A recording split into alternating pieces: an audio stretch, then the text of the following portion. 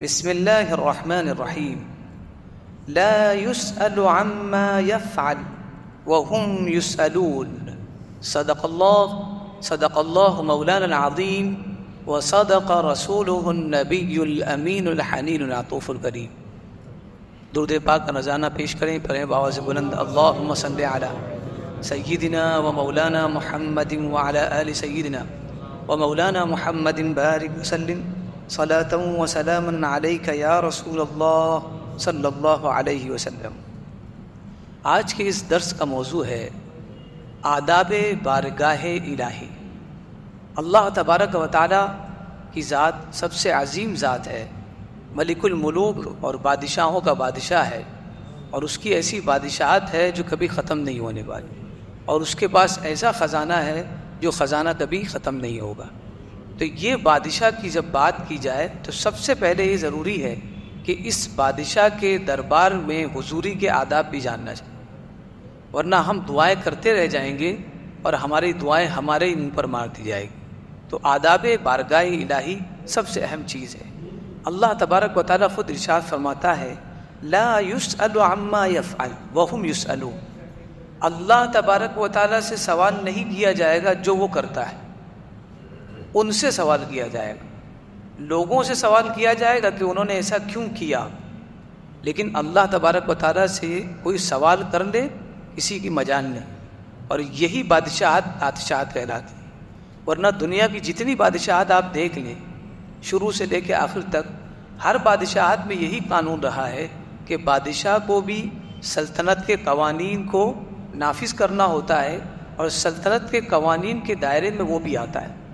یعنی جس طرح قوانین رعایا کے ہیں اسی طرح یہ سارے قوانین بادشاہ کے بھی ہوتے ہیں. لیکن رب الکائنات کا یہ معاملہ ہے کہ اس کے لیے کوئی قاعدہ نہیں، اس کے لیے کوئی قانون نہیں. وہ پوچھے گا تم سے کہ تم نے ایسا کیوں کیا، اس سے کوئی پوچھ نہیں سکتا کہ وہ ایسا کیوں کرتا ہے. تو ہم جب دعا کرتے ہیں اور دعائیں قبول نہیں ہوتی ہے، جو تمنا ہوتی ہے وہ تمنائیں پوری نہیں ہوتی، تو ہمیں حق نہیں بنتا کہ ہم یہ کہیں کہ تو نے کہا نماز پڑھنے کا، ہم نے پڑھا، پھر رزق میں برکت کیوں نہیں ہو رہی. تو نے کہا کہ میرے حبیب پر درود پڑھو، میں نے پڑھا، تب میرے غم کیوں ہلکے نہیں ہوتے. یہ ہم سوال نہیں کر سکتے. آئیے ہم دیکھتے ہیں کہ کس طرح انبیاء کرام اور صالحین اللہ تبارک و تعالیٰ کا ادب کرتے تھے، اور کس طرح بارگاہ میں ادب بجا لاتے تھے، اور ادب کا کیا مزاج تھا.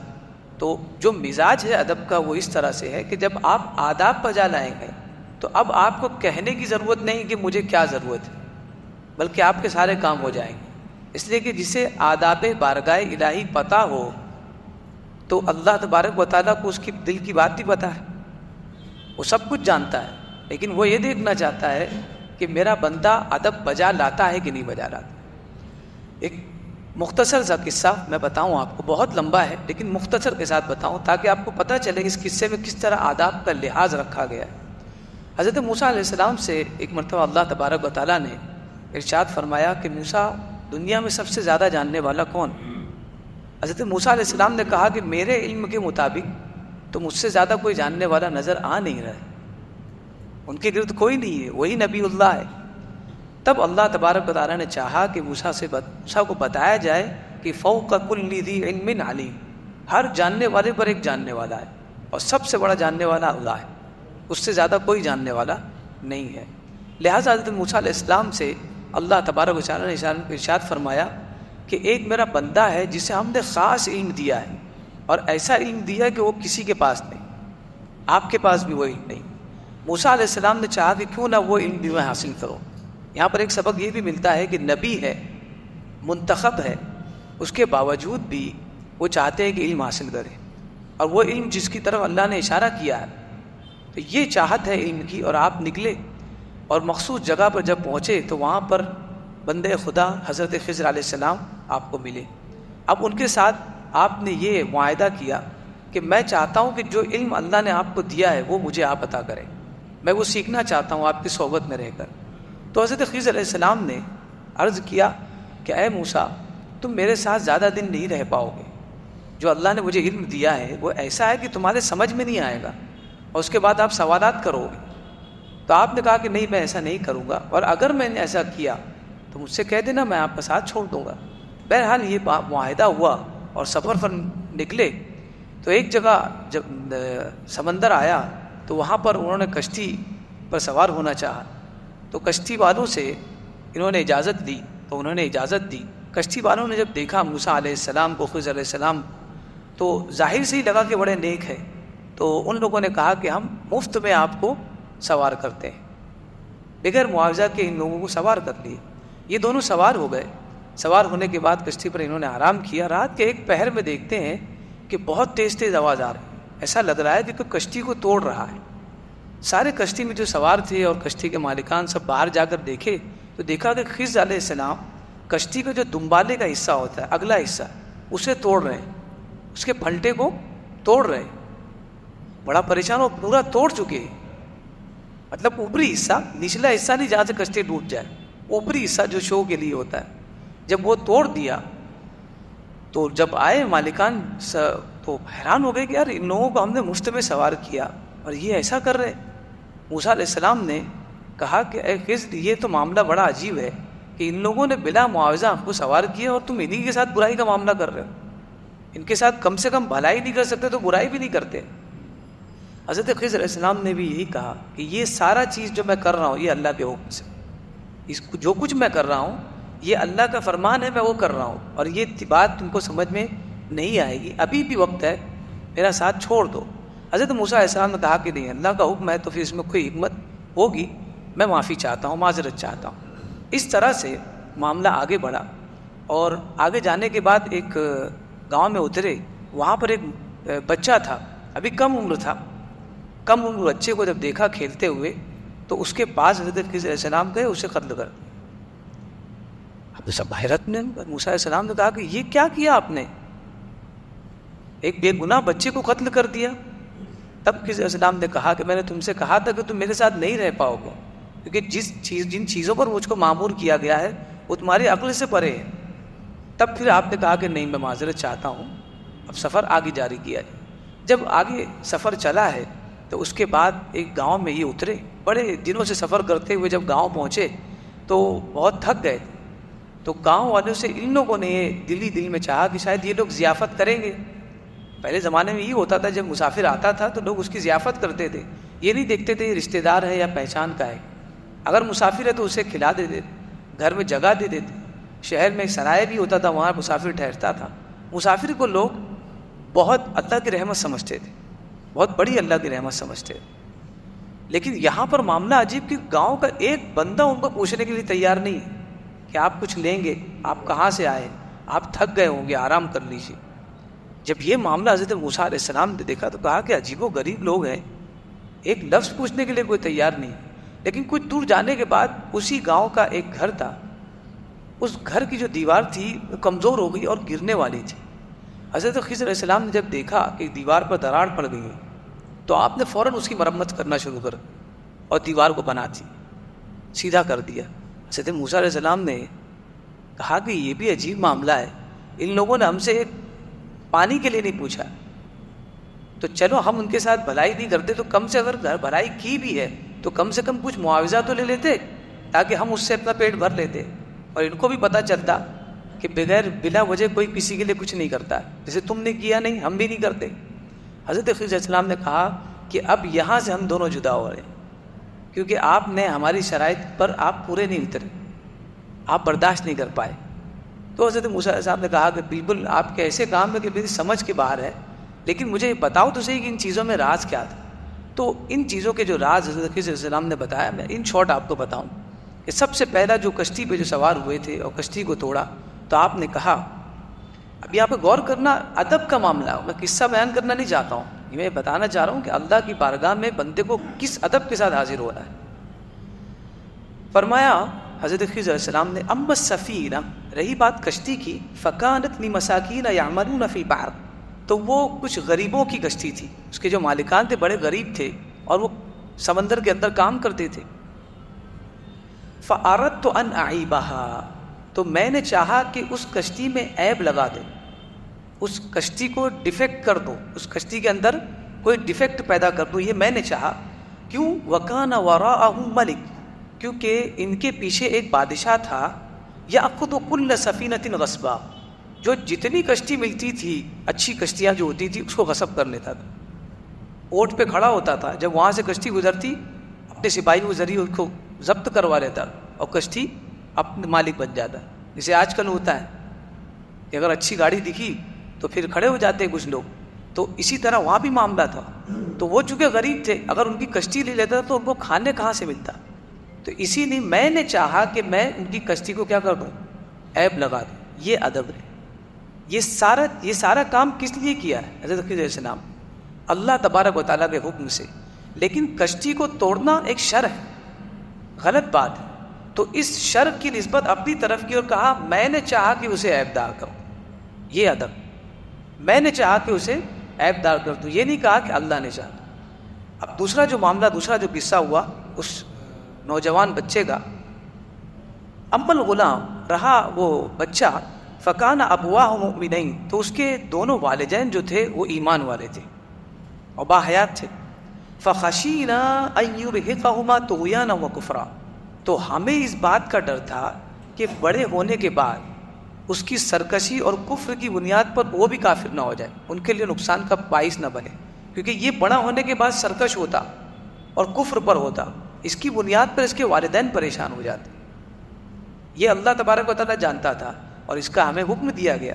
فَأَرَدْنَا أَن يُبْدِلَهُمَا رَبُّهُمَا خَيْرًا مِّنْهُ زَكَاةً وَأَقْرَبَ رَحْمًا، تو ہم نے چاہا کہ ہم بدل دیں ان کے لیے ان کے بچے کو اس بچے سے جو اس سے بہتر ہو اور اس سے زیادہ رحم دی، لہٰذا ہم نے اسے قتل کر دیا.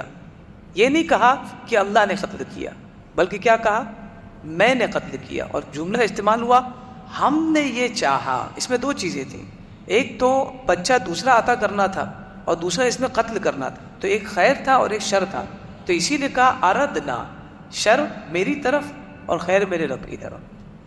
اس میں شریک کر لیا، اپنے خود کو بھی اور اپنے رب کو بھی شریک کر لیا. یہ ادب ہے.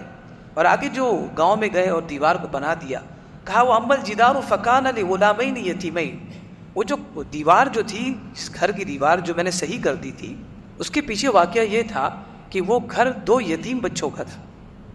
دو یتیم بچوں کا گھر تھا شہر میں. وکان تحتہ کنز لہما، اور اس کے نیچے جو ہے خزانہ تھا ان دونوں بھائیوں کا. اس کے والد نے وہ خزانہ سنبھال کر رکھا تھا. اور جیسا کہ تم نے دیکھا کہ گاؤں والے ایسے بے دل ہے کہ ہمیں پانی کے لیے نہیں پوچھا. اگر وہ دیوار گرتی اور خزانہ ظاہر ہوتا، وہ بچے تو ابھی چھوٹے ہیں، تو یہ جو پلا نہیں سکتے وہ لینے میں بہت آگے ہوتے ہیں، جو کھلا نہیں سکتے وہ لینے میں کھانے میں بہت آگے ہوتے ہیں. تو کہا کہ ہو سکتا تھا کہ یہ گھر شہر والے وہ کیا کرتے، اس بچے کا خزانہ لے لیتے.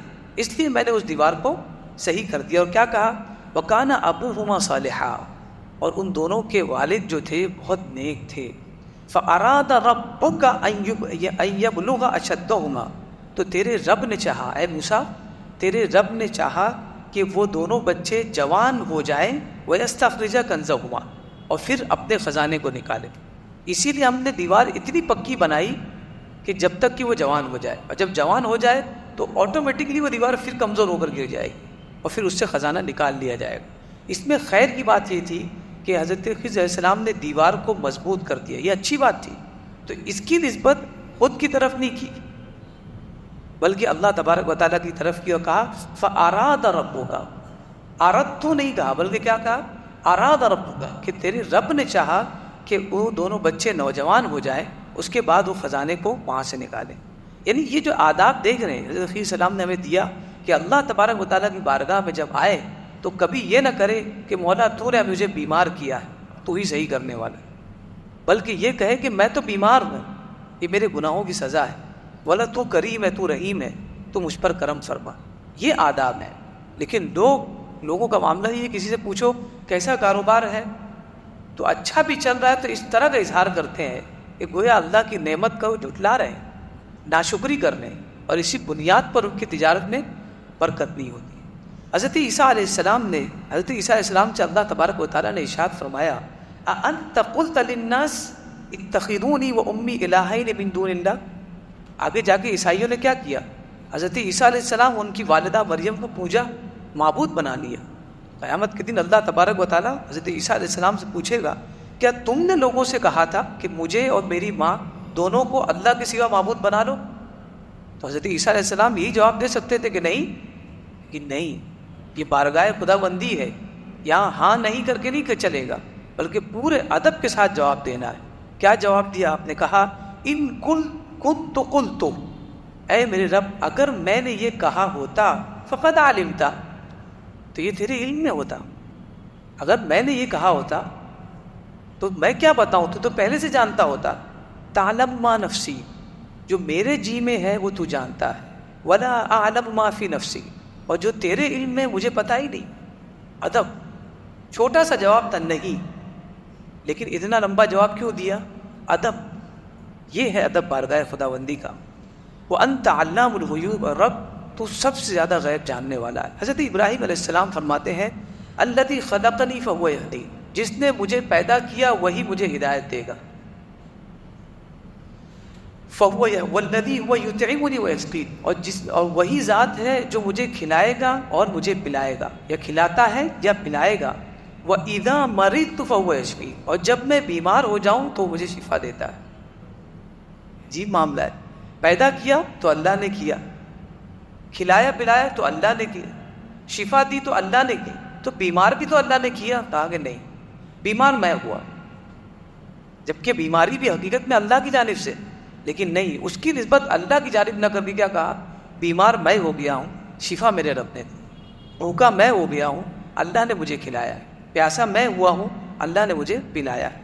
حضرت ایوب علیہ السلام فرماتے ہیں انی مسنی الضر وانت ارحم الراحمین، اے رب مجھے تکلیف نے چھو لیا ہے اور تو بہت رحم فرمانے والا ہے۔